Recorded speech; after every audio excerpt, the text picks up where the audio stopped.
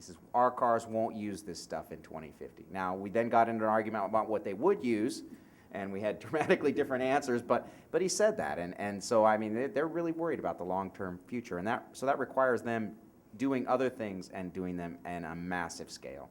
So 16 million cars a year in the US, many more elsewhere, so. Yeah, are you seeing any movement in terms of incentivizing folks to go out and do plug-in conversions, kind of like you saw from the state government in order to put photovoltaics on your rooftop?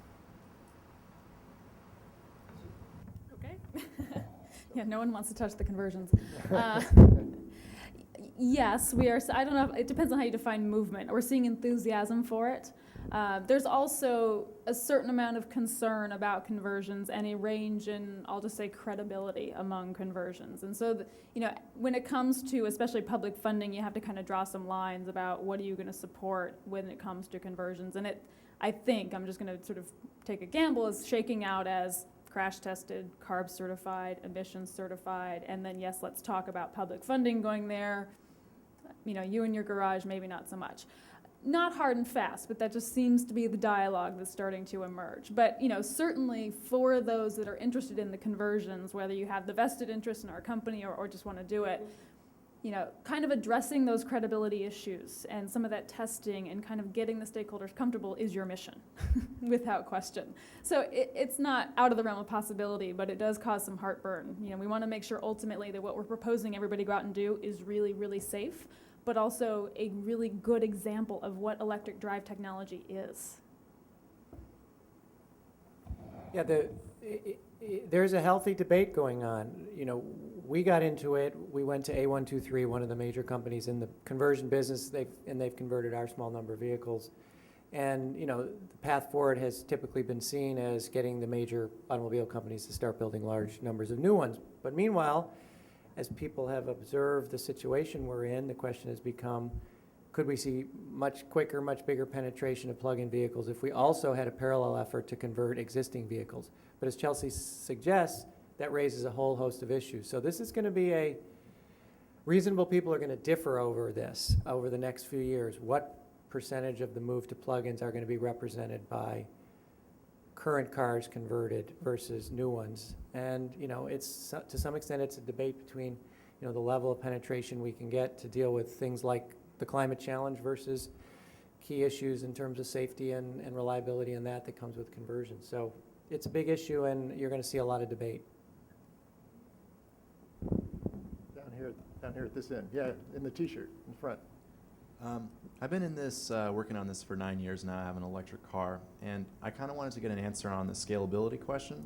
So it's one thing if you have 1,000 plug-in hybrids going around, but it's something completely different if you have 10 million. And I guess my 2 points are, what are we taking steps to address the oil industry? I mean, they're not going to go from $140 billion a year to $28 billion laying down, I don't think.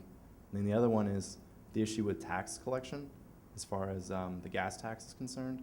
What models are we looking at for, we have an infrastructure problem in this country, and we can't just, tell the government they're going to collect 80% less without figuring out a way to give them more money.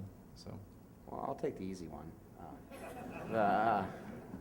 The road tax issue is, if electricity becomes a significant transportation fuel, it's fair that they collect road taxes on it. I mean, we've always felt that let's let it get to the point where it's significant. And I mean, it's significant in this room, but this is done today anywhere from, for natural gas vehicles, for example. It can be done at the pump. It can be done by just buying a sticker, that's roughly equivalent to the road taxes.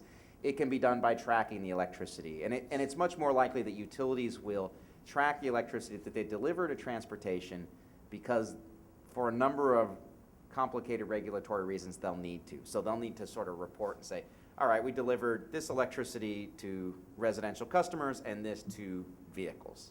And then from there it would be fairly easy to collect road tax on, and it is totally appropriate that they do so. What we don't want to see is people being penalized for efficiency. And someone can take the hard one. I'm not sure that any of us are kept up at night wondering how the oil companies are going to feel about all of this. But I will say that, To put this in some perspective, it feels really fast to us, but in nearly a decade, hybrids have penetrated the market by about 3%.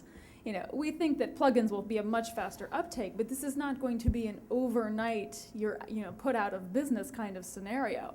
And just as consumers and a lot of the companies involved are evolving, there is really no reason why those fuel companies couldn't also evolve somehow. How they play in this remains to be seen, but they're not exactly going to be, destitute tomorrow. One of the problems with oil is that you can ship it anywhere in the world. So this means that we have no real ability in the United States to influence the price of oil by procuring additional domestic supplies because it's a world market and those supplies can go anywhere. Electricity is a lot more local and sticky. It's much more difficult to transmit, say, off the continent. So I assume that oil is going to have somewhere to go. That's why it's so expensive to begin with. So I don't think we'll cry for them just yet. Yeah, and the oil companies, most of the oil companies are actually finding their way into the electricity business in various ways, from BP to Shell to others. Okay, I'm trying to keep track of who stood up when, but I think that the fellow in the green stood up in the back there. I'm a little new to this, so I was a little surprised when I came here this evening, and I believe I learned pretty much that the maximum electric-only range is around 40 miles per gallon on the plug-ins. Is that about right? Oh, the maximum all-electric range, you mean? Right, battery only. There's a range of. Well, we'll give you a quick 101 then. Basically, we got two kinds of cars, plug-in hybrids and electric vehicles. Electric vehicle, you have only battery power, and we've seen electric vehicles with anywhere from 40 to 200 miles of range. But that's all you've got. So once that's gone, you got to stop and plug in. With the plug-in hybrid, it's a little different. You want enough range to accomplish most of your daily driving, but the goal is not to have so much that you do all of it.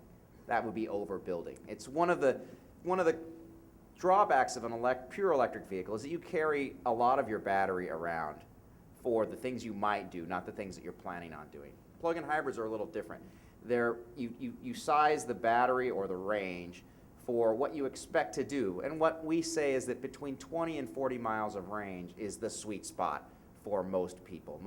I think General Motors has been saying that 78% of the people drive 40 miles a day or less. So their EREV, their Volt with 40 miles of range would cover about 78% of the daily driving of most people, and that's a great place to start. And for a lot of people, something like the two SUVs that are out there is also great. It has the battery's relatively small. You can charge them from a 120 volt outlet, so they would be less costly. You'd still be on electricity a lot of the time. So it really just depends on your needs. But the idea is not to build a plug-in hybrid with like 80 miles of range. Just build an electric vehicle. And then for the plug-in hybrids, you want the battery to sort of account for your, say, 5-day-a-week driving. And then when you want to go to Vegas, well, you just go to Vegas as a hybrid and snake a plug through the hotel window and charge it. Okay. Hopefully your neighbor's hotel window.